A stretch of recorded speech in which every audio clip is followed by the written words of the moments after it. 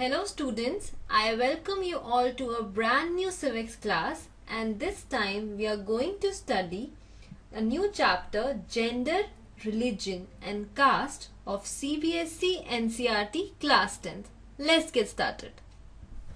First let's see कि इस chapter में हम कौन कौन से topics cover करेंगे. Gender and Politics, Sexual Division of Labor, Rise of Feminism, Women Political Representation, Religion, Communalism and Politics, Communalism, Caste and Politics. So जब भी आप चैप्टर प्रिपेयर करेंगे एग्जाम के लिए, इनमें से कोई भी टॉपिक आप ना छोड़ें. ये क्विक ग्लांस की तरह है कि all these topics you have to cover. Now let's get started with the chapter. सबसे पहले जिसके बारे में हम पढ़ेंगे वो है जेंडर. जेंडर का मतलब क्या है? हमारे पास वर्ल्ड में दो जेंडर हैं ब्रॉडली, मेल एंड फीमेल. तो जेंडर का इन्फ्लुएंस पॉलिटिक्स पर क्या होता है हमारे देश की, वो हम देखेंगे इस टॉपिक के अंदर. सबसे पहले यहाँ पर देखिए ड्यूटीज ऑफ मेन. हमारी सोसाइटी में आदमी और औरत यानी आपकी जो दो जेंडर्स हैं मेन एंड विमेन, उनकी ड्यूटीज जो है वो बटी हुई है. यहाँ हम मेन की ड्यूटीज देखेंगे.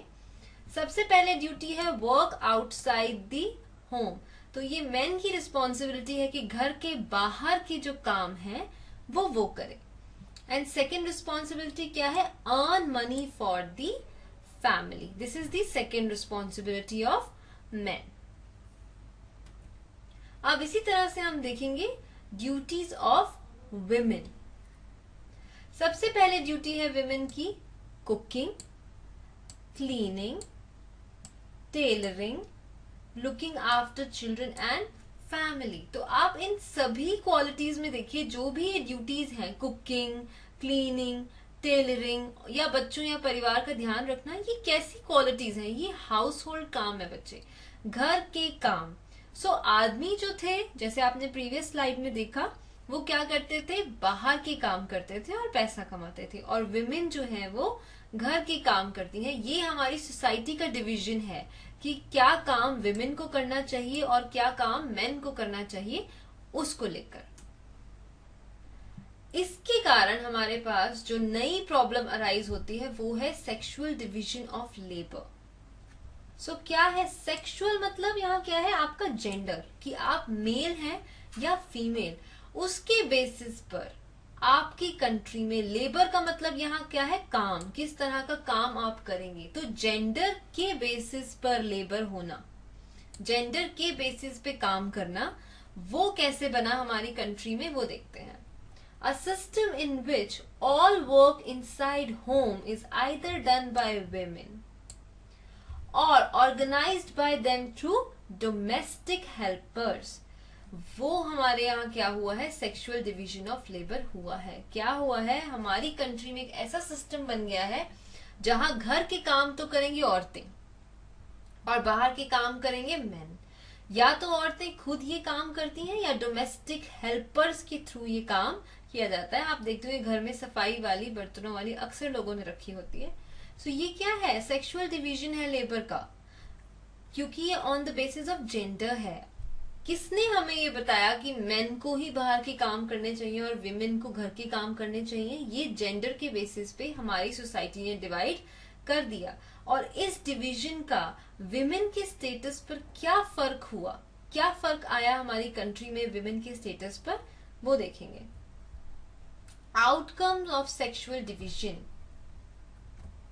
जो हमने सेक्सुअली डिवाइड किया जेंडर के बेसिस पे कि आदमी बाहर के काम करेंगे और औरतें घर के काम करेंगी, उसका आउटकम क्या हुआ, उसका परिणाम क्या हुआ, वो देखते हैं. सबसे पहले role of women in public life. Public life का मतलब क्या है बच्चे? जो बाहर आप निकलते हैं घर से, जो सोसाइटी है आपकी, उसमें पब्लिक लाइफ में या पॉलिटिक्स में क्या हो गया? मिनिमल. मिनिमल का मतलब है मिनिमम से बना ये शब्द लेस. जब औरतें सिर्फ घर के ही काम करेंगी, वो बाहर निकलेंगी नहीं, तो उनकी पब्लिक लाइफ नहीं होगी, वो पॉलिटिक्स में कंट्रीब्यूट नहीं कर पाएंगी. तो विमेन का जो रोल है पब्लिक लाइफ और पॉलिटिक्स में क्या हो गया? बहुत ही कम हो गया. Second point, only men were allowed to participate in public affairs, vote and contest for public offices. सिर्फ आदमी ही बाहर के काम करते थे, तो उन्हीं को ये राइट मिला कि वो पब्लिक अफेयर्स यानी सोसाइटी में जितनी भी चीजें होती हैं उसमें वो पार्टिसिपेट कर सके ज्यादा पब्लिक अफेयर्स में. नेक्स्ट, वोट करने में, यानी हमारी कंट्री की विमेन को ये भी राइट नहीं था कि वो वोट कर सके, अपने लिए एक अच्छा कंटेंडर चूज कर सके जो पॉलिटिक्स में खड़ा हो. Contest for public offices, public offices का यहाँ मतलब है बच्चे गवर्नमेंट जॉब्स, यानी गवर्नमेंट जॉब्स के अंदर भी सिर्फ मेन ही काम करते थे, औरतों का वहां पर कोई काम नहीं था. नेक्स्ट आउटकम क्या हुआ? Educational and career opportunities for women were limited. आप खुद सोचिए बच्चे, जब औरतों को ऐसी डिवीजन दी गई है, सेक्सुअल डिवीजन ऑफ काम ऐसे किया गया है कि विमेन को घर के काम करने हैं, तो क्यों उनके पेरेंट्स सोचेंगे कि उन्हें पढ़ाना चाहिए या उन्हें करियर बनाना चाहिए, जब हमारी सोसाइटी ही उनको सिर्फ घर पे रखना चाहती है. तो उसकी वजह से विमेन जो है वो एजुकेशन और करियर में भी पीछे रह गई. एंड ऑल इन सब का आउटकम क्या हुआ? Poor status of women in society. Poor का मतलब क्या है? खराब. अब आप कैसे कहेंगे कि एक विमेन का स्टेटस पुअर है? कैसे पता चलेगा कि वो क्या क्या फेस कर रही है, क्यों उसके स्टेटस को पुअर कहा जा रहा है? आप वो देखिए. पुअर स्टेटस ऑफ विमेन क्या क्या दर्शाता है? Poor health of women. Women की जो हेल्थ है वो पुअर होती थी. उन लोगों को इतनी अवेयरनेस नहीं थी क्योंकि वो पढ़ी लिखी नहीं थी, तो उनमें इतनी अवेयरनेस नहीं थी. हेल्थ पॉइंट ऑफ व्यू से देवर poor.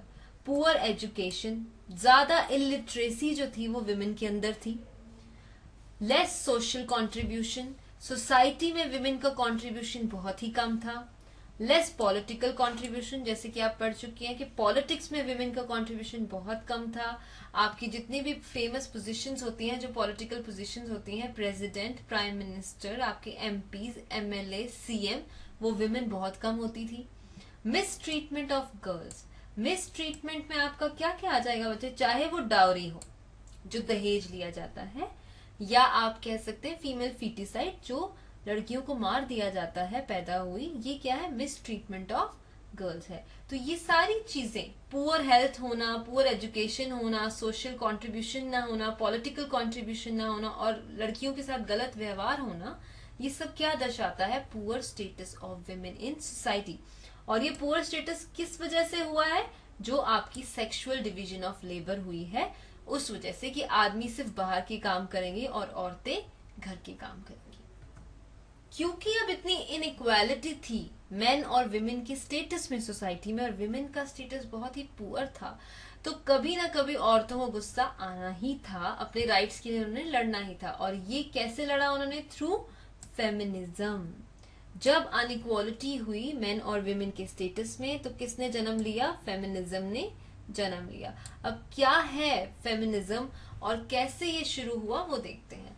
The difference in status of men and women in public affairs, vote, society, and contest for public offices forced women to raise their voice for equality. जब इतने सारे women ने differences हमारी society में notice किए कि हमें कोई पब्लिक अफेयर में कंट्रीब्यूशन नहीं मिल रहा, हम वोट नहीं कर सकते, सोसाइटी में हमारा कोई स्टेटस नहीं है, हमारा कोई करियर नहीं है, तो विमेन ने आवाज उठाई इक्वालिटी के लिए. और कहा कि विमेन ने आवाज उठाई? Women in different parts of world. बच्चे ऐसा नहीं है कि सिर्फ इंडिया में ही विमेन का स्टेटस पुअर था, ऑल ओवर वर्ल्ड विमेन का स्टेटस जो था वो पुअर था. और विमेन ने डिफरेंट पार्ट्स ऑफ वर्ल्ड की क्या हुआ? उन्होंने ऑर्गेनाइज किया अपने आप को, डिफरेंट ग्रुप्स बनाए उन्होंने, और उन्होंने क्या किया? एजिटेशन किया. एजिटेशन मतलब क्या होता है? अपना गुस्सा दिखाना. एजिटेटेड, गुस्सा दिखाना. For equal rights. There were agitations in different countries for. अब किन चीजों के लिए उन्होंने आवाज उठाई, कौन कौन से मुद्दे फेमिनिज्म उठाता है वो देखते हैं. Extension of voting rights to women. सबसे पहला क्या मांगा फेमिनिज्म ने? कि विमेन को भी वोट करने का अधिकार होना चाहिए, उनको राइट होना चाहिए कि वो अपनी गवर्नमेंट के कैंडिडेट्स को खुद चूज कर सके. सेकेंड, एनहांसिंग पॉलिटिकल पावर, तो आप समझ ही गए कि वो वोट कर सके, वो एमएलए बन सके, एमपीज बन सके, लोकसभा राज्यसभा का हिस्सा बन सके, पॉलिटिक्स है ये सारी। तो enhancing the political and legal status. Legal का मतलब क्या होता है? By law. लीगल का मतलब क्या है? कानूनी स्टेटस उनका इंप्रूव हो, ये डिमांड की फेमिनिज्म ने। इसका एक एग्जाम्पल देखिए। अब आपने देखा है पहले जो प्रॉपर्टीज थी वो सिर्फ लड़कों को मिलती थी, जो इनहेरिट करते थे अपने पेरेंट्स से या अपने ग्रैंड पेरेंट्स से, लेकिन अब right to inherit property women को दिया गया है। तो ये क्या है? उनका लीगल स्टेटस इंप्रूव हुआ है, लॉ ने उनका स्टेटस इंप्रूव किया है। तो वो क्या चाहती थी? फेमिनिज्म चाहता था कि पॉलिटिकल और लीगल स्टेटस विमेन का इंप्रूव हो। थर्ड, एजुकेशन और करियर अपॉर्चुनिटीज इंप्रूव हो विमेन के लिए, कि एजुकेशन भी उनको ज्यादा मिले और करियर अपॉर्चुनिटीज बेहतर मिले। मोर रेडिकल का मतलब क्या होता है? ज्यादा गुस्सैली, ज्यादा जो कहेंगे वायलेंट, जिसमें ज्यादा एग्रेशन हो। More radical women movements aimed at equality in personal and family life as well. Family life में इक्वालिटी का मतलब क्या है? कि जैसे आदमी बाहर का काम करते हैं, औरतें भी बाहर का काम कर सकें, और जिस तरह से विमेन जो है खाना पकाती है, कपड़े धोती हैं, वो सब काम आदमियों को भी करने चाहिए। मतलब main and women should be completely equal, चाहे घर हो या बाहर। ऐसी मूवमेंट्स को जो ये सारी चीजें डिमांड करती हैं, उन्हें क्या कहा जाता है? Feminist movements. ठीक है, अब हम देखते हैं फेमिनिज्म की formal definition. Feminism is a range of political movements, ideologies और social movements that share common goal। ठीक है, ऐसी कोई भी political movement होना, ideology होना या सोच, आइडिया से बना है आइडियोलॉजी, ये देखिए आइडिया से बना है यहाँ पर। ऐसी कोई सोच होना या कोई राजनीतिक दल होना या कोई जो सोसाइटी के लिए काम करते हैं, सोशल मूवमेंट्स होना, जिनका मकसद हो, क्या मकसद हो? To establish and achieve political, economic, personal, social rights for women that are equal to those of men. तो ऐसी कोई भी मूवमेंट पूरे वर्ल्ड में कहीं पर भी जो या तो पॉलिटिकल हो या कोई आइडियोलॉजी को फॉलो करती हो, आइडिया से बना है आइडियोलॉजी, या सोशल मूवमेंट हो जिसका मकसद क्या हो कि विमेन को मेन के बराबर पॉलिटिकल, इकोनॉमिक मतलब पैसे रिलेटेड, पर्सनल और सोशल राइट्स मिले। इस फोटो में देखिए विमेन इक्वल टू मेन। इन सभी स्फीयर्स में जो यहाँ पर लिस्टेड है, अगर विमेन मेन के इक्वल है, ऐसा कोई भी मूवमेंट डिमांड करती है, तो वो फेमिनिज्म के अंडर आती है। This include seeking to establish equal opportunities for women in education and employment. और वो क्या चाहती है कि एजुकेशन और एम्प्लॉयमेंट दोनों में ही विमेन को मेन जितनी अपॉर्चुनिटीज मिले।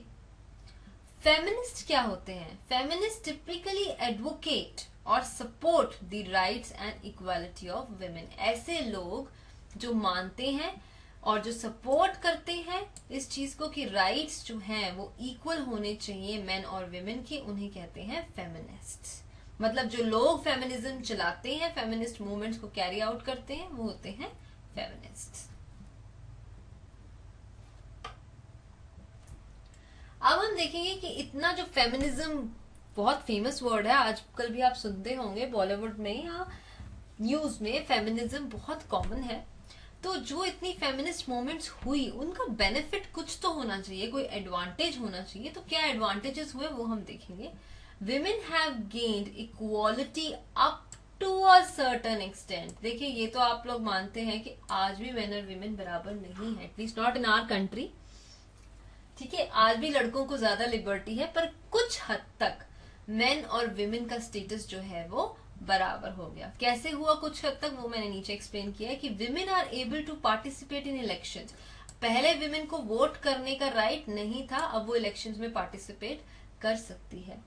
Women are able to speak in public। जिस तरह से नेता भाषण देते हैं, बड़े बड़े ओरेटर्स होते हैं, अब विमेन को भी अधिकार था कि वो पब्लिक अफेयर्स में पार्ट ले। Women are able to demand their rights. अब विमेन जो थी अवेयर हो गई थी, अपने राइट्स को समझने लगी थी और उन्होंने अपने राइट्स को डिमांड करना शुरू कर दिया था। ये सब एडवांटेजेस हैं बच्चे जितनी फेमिनिस्ट मूवमेंट्स हुई हैं उनकी। यहाँ पर एक पिक्चर में देखिए, अक्सर लोग कंफ्यूज हो जाते हैं फेमिनिज्म के मतलब में। मैं आप लोगों को इसलिए समझाना चाहती हूँ because you are youth of this country. ये फेमिनिज्म का मतलब नहीं है। फेमिनिज्म का मतलब नहीं है कि हम लड़कियों को सुपीरियर बना दें लड़कों से, कि हम सोचें कि लड़के कम हैं और लड़कियां ज्यादा। Wrong, this is not feminism. Feminism का मतलब है कि main and women should be equal. हम इक्वालिटी में यकीन रखते हैं। हम ये नहीं चाहते कि अपॉर्चुनिटीज बॉयज से ले ली जाए और गर्ल्स को दे दी जाए। ये फेमिनिज्म नहीं है। फेमिनिज्म का मतलब है main and women should be equal.